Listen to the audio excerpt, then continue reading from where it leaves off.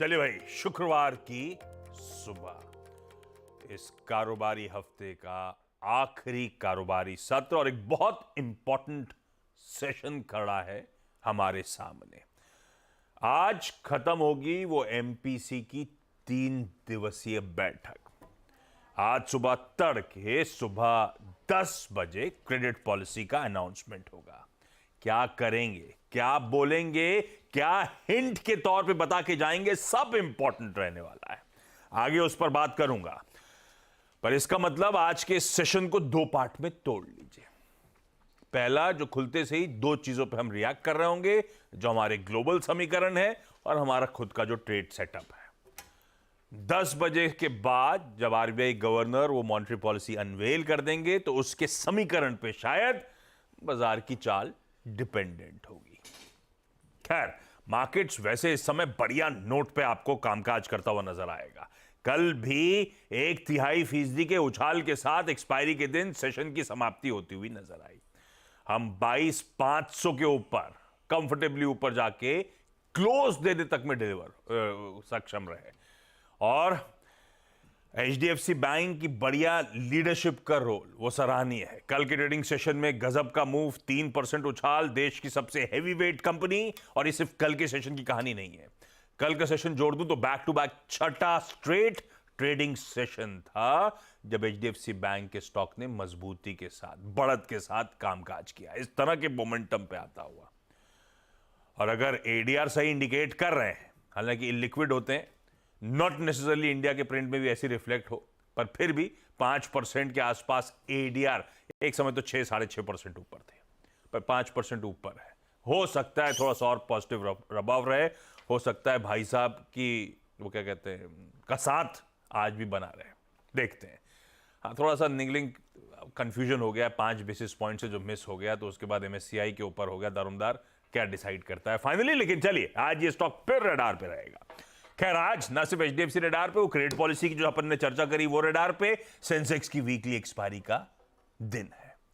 हमें रिएक्ट करना है कल शाम आए यूएस के इनिशियल जॉबलेस क्लेम्स के नंबर्स पे, और साथ में आज क्योंकि नए महीने का पहला फ्राइडे यूएस की मार्च की पिछले महीने की जॉब्स रिपोर्ट सामने आएगी, पूरा डिटेल्ड आंकड़ा सामने आ जाएगा। उसके साथ ही कुछ फेड ऑफिशियल्स की स्पीचेस लाइंड अप है, उन सब पे आऊंगा जब मैं इवेंट्स कैलेंडर को डिटेल में लेकर जाऊंगा। लेकिन उस इनिशियल जॉबलेस क्लेम्स और आज की आने वाली उस बड़ी जॉब्स रिपोर्ट से पहले यूएस में कुछ नर्वसनेस बढ़ रही है। गिफ्ट निफ्टी दिखा रहा है हम हफ्ते के आखिरी दिन थोड़े से दबाव के साथ शुरुआत करेंगे, 1/4%, 50-55 अंक कमजोरी के साथ शुरुआत होने के इंडिकेशंस। हमारे एशियाई पियर्स, चाइना के मार्केट्स बंद हैं, वो चिंग मिंग फेस्टिवल कंटिन्यू कर रहा है, दिल से सेलिब्रेट करते हैं ये लोग। यस, अपना मुहूर्त का सेशन उस दिन शाम को भी ट्रेड करने का मन करता है। यस, होली पे दिन भर खिलाते हैं, अगले दिन बुला लेते हैं, वहां पे एकदम चैन से छुट्टी मनाई जाती है, हॉलीडे फेस्टिवल मनाया जाता है। चिंगमिंग है क्या? खाने होली खाने चिंग अच्छा फेस्टिवल है। तो उस पे चाइना के मार्केट्स अगर आज भी बंद रहेंगे, इवन ताइवान का बंद है, ताइवान किसी और रीजन से कल बंद था, ताइवान किसी और रीजन से आज बंद है, वो इवेंट कैलेंडर में डिटेलिंग लिखी हुई मैं ले आऊंगा आपके लिए। जो खुले हुए हैं दिक्कत में, क्योंकि हैंडओवर यूएस से खास है दिक्कत वाला। कल जब हमारे सेशन का क्लोज हो रहा था, यूएस के फ्यूचर्स 1/4 से ½ % ऊपर थे। क्या डाइजेस्ट किया था और असल में क्या हो गया? 1.25 से 1.5%, तीनों बेंचमार्क दबाव के साथ दिन के लोस पे सेकंड हाफ पेनफुल सेशन था, यूएस का दबाव रहा और आज सुबह के फ्यूचर्स भी संभाल नहीं रहे हैं, फ्लैट कामकाज करते हुए आपको नजर आएंगे। तो जो डाइजेस्ट किया था और जो एक्चुअल सेशन पैन आउट हुआ था, उसमें समीकरण काफी बदल गए, तब और अब आपकी स्क्रीन पर है। ये जो दबाव आ गया है, मिसाल के तौर पर डाउ में 600 पॉइंट का, यही सब एडजस्ट हो रहा है गिफ्ट निफ्टी में और एशिया के मूड माहौल में। हालांकि लकीली गिफ्ट निफ्टी उतना गिरा नहीं है जितना खराब संकेत है। हमारा रेजिलियंस हो सकता है वाकई एचडीएफसी बैंक आज फिर सपोर्ट के लिए आ रहा है, आई डोंट नो, लेकिन ठीक है, आज सुबह अभी तक तो नहीं, 9 बजने में बहुत समय है, देखते हैं गिफ्ट निफ्टी का बिहेवियर इस दौरान कैसा रहेगा। लेकिन ग्लोबली मूड कैसा है, नीरज जी बगल में बैठे, इनसे बातचीत होगी। वीडियो से जानेंगे निफ्टी बैंक की आज फ्राइडे के दिन की स्ट्रैटेजी, और हर्षदा बताएंगी सारे इंपॉर्टेंट स्टॉक्स एंड न्यूज।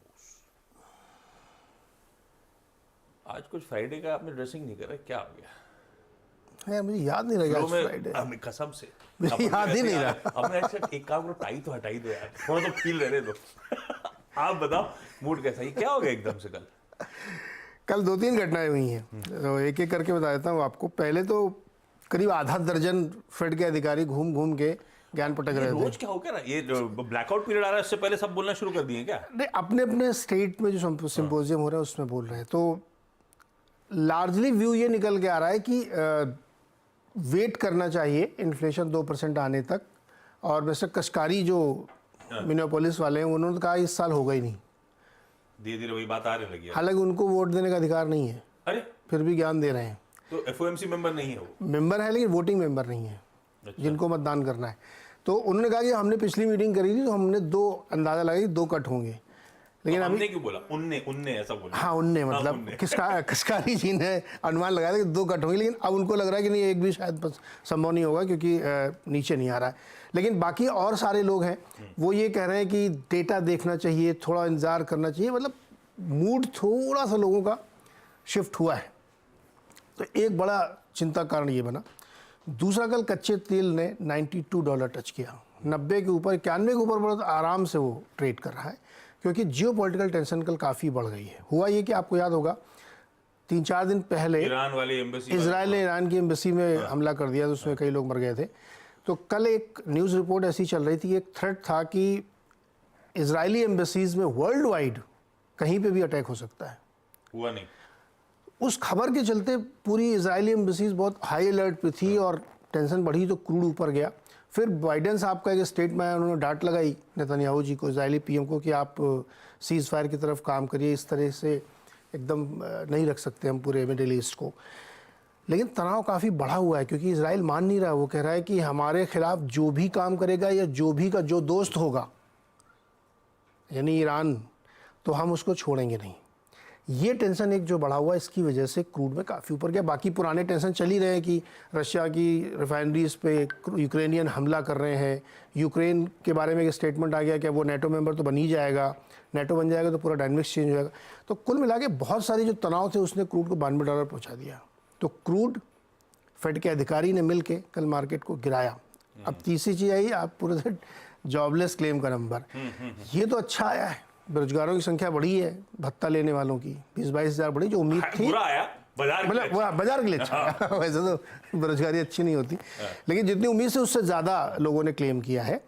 तो ये कह सकते हो कि थोड़ा सा रिस्पाइट था, लेकिन इसका कोई असर हुआ नहीं। और आईटी कंपनीज़ ने इस महीने मतलब मार्च में भयंकर नौकरी काटी, करीब 90,000 लोगों ने नौकरी से निकाला है। तो उसका असर दिख रहा है इसमें, जॉबलेस क्लेम वाले में। लेकिन अपॉर्चुनिटीज़ जो जोल्ट रिपोर्ट करी है ऐसा कुछ नहीं है, वहाँ अपॉर्चुनिटीज़ बहुत भयंकर नौकरियों की। अलसार हैं, ले नहीं रहे, जब भत्ते पे बैठे हुए, ऐसा क्या? बहुत ऐश कर रहे हैं वो लोग। तो आज छूट गई, 3 महीने बाद लेंगे, कमी थोड़ी है। एक के सामने 1.5 नौकरी है, तो ले सकते हैं। तो आज जो रिपोर्ट आएगी शाम को, वो फाइनल रिपोर्ट होगी प्राइवेट एडीपी की, जोल्ट की, सबकी मिला करके। तो शाम की रिपोर्ट का इंतजार करना चाहिए। लेकिन आज मुझे लगता है कि पूरा सेटअप बिगड़ा हुआ है क्रूड के हिसाब से। जियोपॉलिटिकल टेंशन है, बॉन्ड अलग जा रहा है, विक्स खूब बढ़ा हुआ है, तो क्यूज तो अच्छे नहीं बॉस। इसीलिए देखिए आप 500 पॉइंट गिरा। चार्ट दिखाओ जरा, S&P का चार्ट, क्या बेहतरीन चार्ट बना है, देखा आप? सेकंड हाफ में एकदम से क्या प्रेशर माउंट हुआ है। ऐसा कारण गाँव बना में है। देख रहा था ना, ये S&P इनफैक्ट ये 2% गिरा है। हाईज 0.87% हाई था और 1.25% नीचे है, तो लगभग 2% से ज़्यादा गिरा। आखिरी देखो लाल लाल कितने बड़े बार बने हुए हैं, खूब बेचा लोगों ने कल, तो अच्छा नहीं माहौल।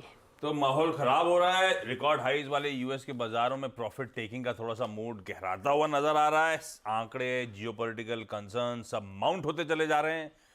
मॉडर्न डे वर्ल्ड ऑर्डर में कौन लड़ाई करता है? कोई लड़ाई नहीं करता, धमकी देते हैं लोग चले जा रही है, सालों से लड़ाई चली जा रही है। उधर यूक्रेन रशिया में, इधर भी शुरू हो गई तो खत्म होने नाम ही ले रही। सब होता है भाई साहब, चलता रहता है सब। यार ये सब थोड़ा सा गड़बड़ा रहा है। चलिए, अब शक्तिकांत दास साहब के ऊपर सारा दारोमदार है, बेचारे वो भी क्या करेंगे। लेकिन अच्छा, खैर बता ही देता हूं, लार्जली क्या डाइजेस्ट करके हम चल रहे हैं। कोई चेंज दरों में या स्टैंड्स में नहीं होगा, ये मेजॉरिटी, ऐसा नहीं सब मान रहे हैं, मेजॉरिटी इकोनॉमिस्ट ये मान के चल रहे हैं। ज्यादातर रिपोर्ट्स इस बात को हाईलाइट कर रही हैं। जो स्टैंड्स है विड्रॉल ऑफ एकोमोडेशन वो कंटिन्यू करेगा।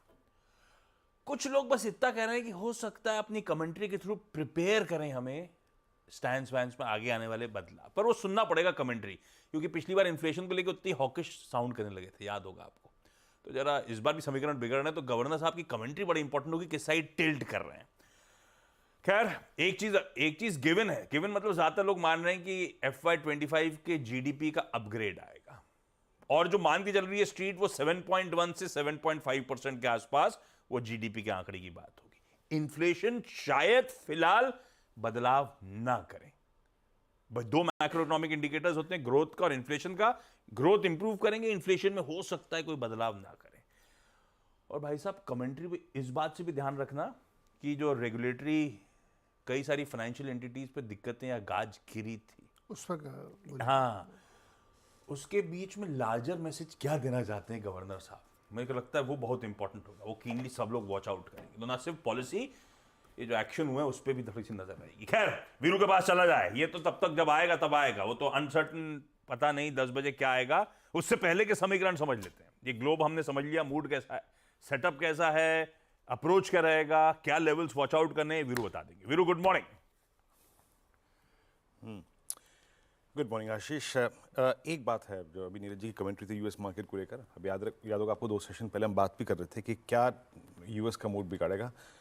नवंबर के बाद पहली बार कल डाउ ने अपना 50-डे एक्सपोनेंशियल मूविंग एवरेज सरेंडर कर दिया। उस दिन वो लेवल की बात हुई थी ना 38,800, वो सरेंडर कर दिया एक सिंगल, अगर आप देखें कैंडल के जरिए। तो चार्ट डिस्टर्ब हुआ है, एक बेस भी टूटा है और 20 और 50-डे एक्सपोनेंशियल मूविंग एवरेज वायलेट करके गया है डाउ जोन्स। तो हाँ, एक नेगेटिव स्थिति उत्पन्न हुई है यूएस मार्केट पे, चार्ट्स पे। अब आते हैं हम अपने टेक्सचर पे। कल का हम बेस्ट जोन सुन के जो आए थे और कमेंट्री में मेंशन किया था वो था 22,618 RS2। कल निफ्टी का हाई वही है, निफ्टी बैंक का 48,242 हाई वही है। आशीष, टेक्सचर बहुत अच्छा था हमारा, बट याद रखिएगा पैसा कैसे बन रहा है। पैसा सिर्फ बन रहा है डिप्स को बाय करके। इवन आई थिंक बहुत स्ट्रॉन्गेस्ट डे में भी हायर लेवल्स पे बाय करके पैसा नहीं बन रहा है, डिप्स से पैसा बन रहा है। ये चार्ट एग्जैक्टली ये रिफ्लेक्ट करता है। आज के सेशन को कैसे अप्रोच करेंगे, इंस्टीट्यूशनल फिगर्स में दोनों ही इंस्टीट्यूशंस के अगर आप देखें तो सेल के आंकड़े हैं और 1136 करोड़ रुपए की, 893 करोड़ रुपए की। एफआईज ने इंडेक्स बेचा 753 करोड़ रुपए का, 9,000 कॉन्ट्रैक्ट लॉन्ग काटे, 7,000 कॉन्ट्रैक्ट शॉर्ट काटे। स्टॉक फ्यूचर्स में 6586 करोड़ रुपए की सेलिंग लॉन्ग काटे यहाँ पर, और शॉर्ट किए करीब 41,000 कॉन्ट्रैक्ट। इस सेशन के 2 भाग हैं, प्री पॉलिसी, पोस्ट पॉलिसी। लेकिन जिस प्रकार का ग्लोबल सेंटीमेंट और जो हमें हैंडओवर मिल रहा है, शायद गिफ्ट निफ्टी वो पेन दिखा नहीं रहा है आशीष, जो शायद माइट भी आए, स्पेशली कंसिडरिंग क्रूड है। तो जितना इंटरेस्टिंग सेकंड पार्ट होता, अब उससे ज़्यादा कहीं इंटरेस्टिंग जो है हमारा फर्स्ट पार्ट भी हो जाएगा। मैं कैसे इस सेशन को अप्रोच करूंगा, आपके स्क्रीन पे जो निफ्टी के चार्ट्स आते हैं, कल हमने ऑल टाइम हाई पे क्लोज दिया आशीष। प्लेसमेंट ऑफ ऑप्शन राइटर्स कैसी है, पहले इसको देखते हैं। इस नए कमेंस्ड वीकली कॉन्ट्रैक्ट में याद रखिएगा, अभी भी आपके स्क्रीन पे जो ऑप्शंस के स्टैट्स हैं, सबसे बड़ा आउटस्टैंडिंग वाई 22,600 पे ही है, यानी कल के हाईएस्ट क्लस्टर पे।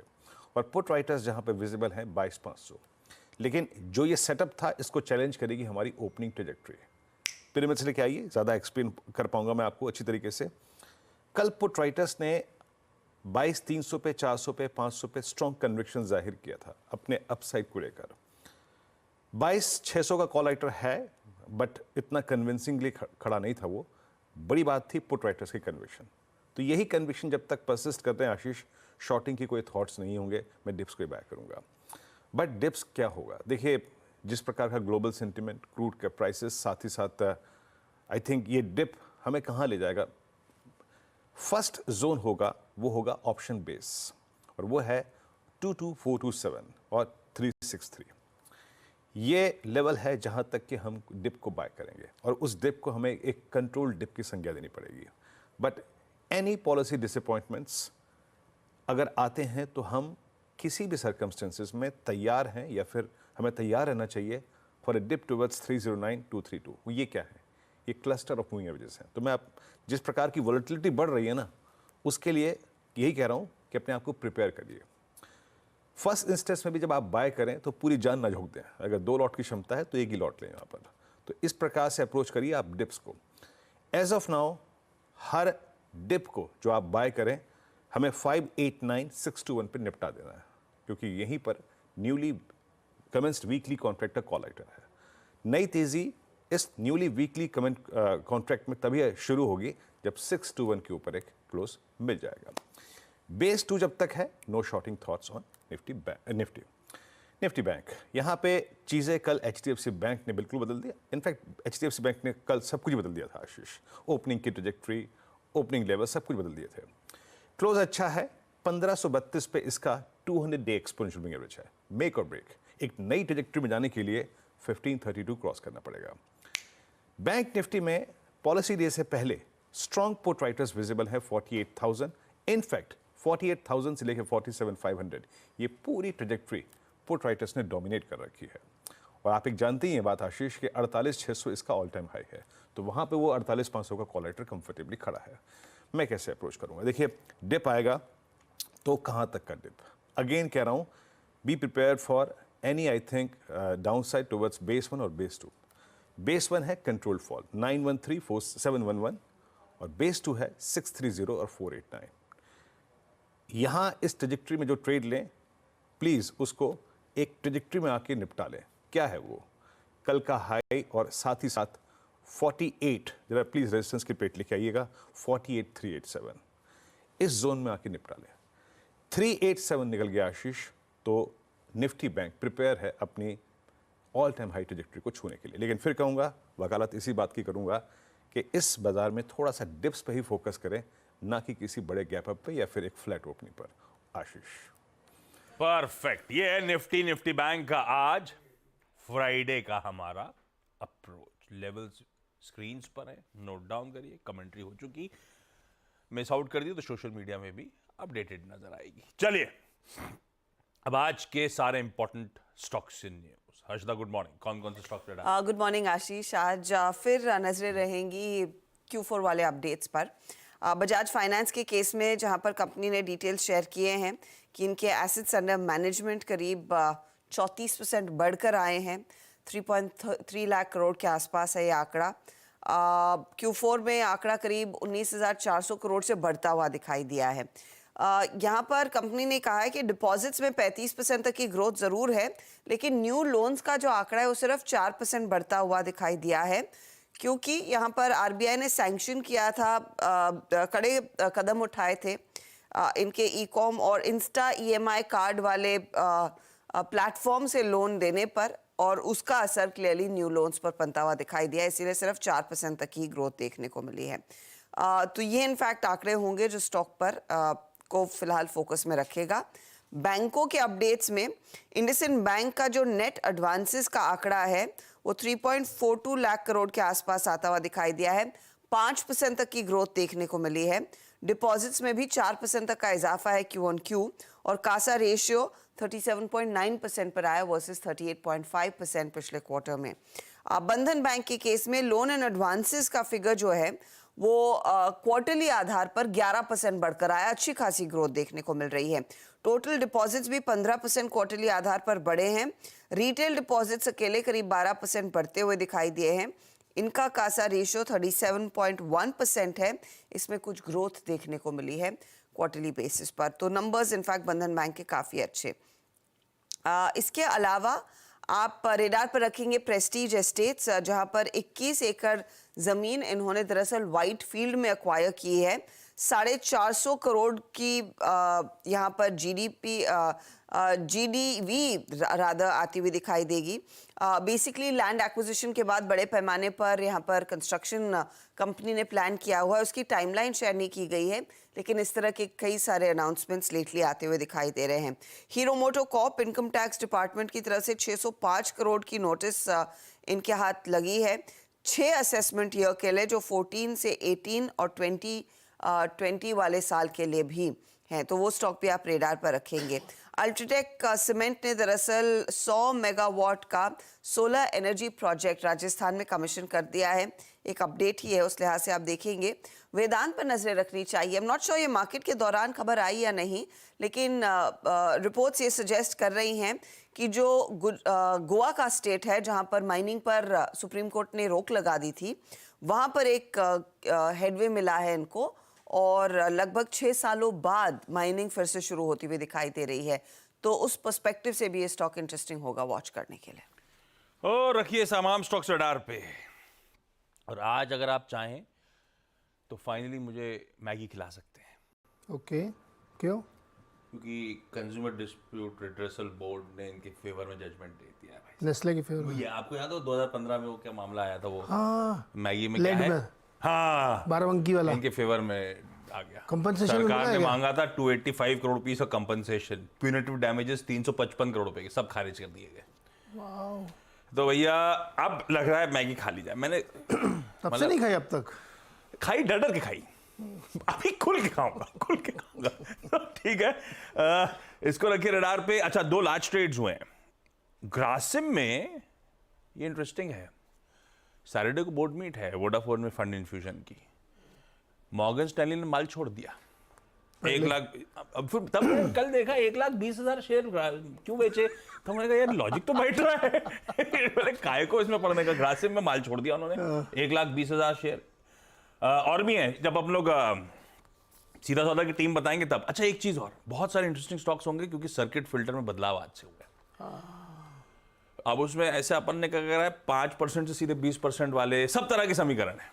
कुछ स्टॉक्स डिस्कस करते चलेंगे, लेकिन 5 से 20 वालों में कुछ प्रोमिनेंट नाम में इंडोस्टार कैपिटल, न्यूक्लियस सॉफ्टवेयर, शिपिंग कॉर्पोरेशन, इरीडा वगैरह है। ये भी आज आपके रडार पे रहेंगे।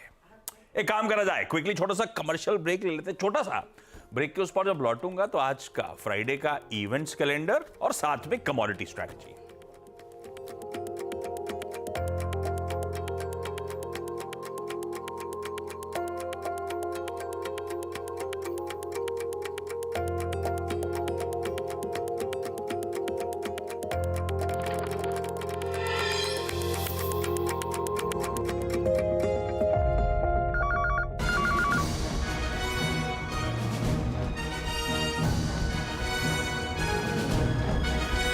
CNBC आवाज बना नंबर 1 बिजनेस चैनल। ट्विटर पर ट्रेंड हुआ #CNBC आवाज नंबर 1। सभी सोशल मीडिया प्लेटफॉर्म्स पर रहा खूब चर्चा। सभी दर्शकों का तहे दिल से खूब शुक्रिया। चलिए, ब्रेक के बाद आप सबका स्वागत है। आज का इवेंट्स कैलेंडर, फ्राइडे सेंसेक्स की वीकली एक्सपायरी। ये इट्स फाइनली फ्राइडे। प्रोड्यूसर जज्बाती हो जाते हैं, एक्सपायरी वाला दिखाइए प्लीज। 3 दिनों की एमपीसी बैठक आज खत्म। सुबह 10 बजे गवर्नर साहब बताएंगे क्रेडिट पॉलिसी क्या निकल के आई, अनाउंसमेंट होगा। 12 बजे उनकी प्रेस कॉन्फ्रेंस भी है। आवाज पे बढ़िया एक्सपर्ट का जमावड़ा होगा, सब डिकोड कर देंगे आसान शब्दों में। चाइना का चिंगमिंग फेस्टिवल और ताइवान का टूम्ब स्वीपिंग डे, छुट्टी। यूएस की शाम को आएगी वेरी इंपॉर्टेंट जॉब्स रिपोर्ट, मार्च महीने की। मंडे सुबह चर्चा कर लेंगे उस पर। 2 एफओएमसी मेंबर्स की स्पीचेस भी लाइंड अप है, बार्किन और बोमन साहब की। ईसब इंडिया आज एक्स डिविडेंड 24 रुपए का adjustment. India bulls real estate fund raising की तैयारी, डेट या इक्विटी दोनों का विकल्प खुला। भारतीय हेक्साकॉम जो आईपीओ खुला हुआ है आज बंद होगा। 4,275 करोड़ रुपए जुटाना चाहते हैं। आज शाम को हमारे bank loan growth, deposit growth, foreign exchange reserves के नंबर्स आएंगे। इलेक्शन 2024 उसमें तड़का ऐड कर देता हूं। आज कांग्रेस अपना इलेक्शन मैनिफेस्टो रिलीज करने जा रहा है। शायद वो 5 न्याय जिसकी बहुत बात हो रही है उस पर फोकस होगा। US treasury secretary Janet Yellen आज से 5 दिनों के चाइना के दौरे पर है। और जो कल शाम तक सबसे ज्यादा चर्चा में था कि फॉरेक्स डेरिवेटिव कॉन्ट्रैक्ट्स के नियम बदल रहे हैं, अनवाइंड कर लीजिए अपनी पोजीशन, सबने कर दी होगी। उसके बाद आरबीआई का सर्कुलर आया, हमने डेट एक्सटेंड कर दी, अब आज से नहीं 3 मई से लागू। तो ये तो बहुत लेट नहीं, बहुत लेट आया। किसी को कोई फायदा नहीं होगा, सबको मजबूरी में अनवाइंड करनी पड़ गई होंगी अपनी पोजीशन पर। खैर टल गया है। आज का इवेंट्स कैलेंडर आज की कमोडिटी स्ट्रैटेजी पृथ्वी फिनमार्ट के मनोज कुमार जैन साहब ने मदद करी है। कॉपर के अप्रैल वायदा में बेचने के मौके 806 के स्टॉप के साथ और कच्चे तेल के अप्रैल वायदा में खरीदारी करने का कॉल है। एसएल आपकी स्क्रीन पर आ जाएगा। 7200 का कॉल खरीदना है, ओके, 75 के स्टॉप के साथ। लिख लीजिए लेवल्स क्विकली। अब जाते जाते गिफ्ट निफ्टी के संकेतों के साथ छोड़ा जा रहा हूं। थोड़े से सबड्यूड ग्लोबल हैंडओवर, थोड़ा यूएस का दिक्कत वाला, उस लिहाज से हम बुरे नहीं खुल रहे। 1/4% हल्के दबाव के साथ शुरुआत करेंगे।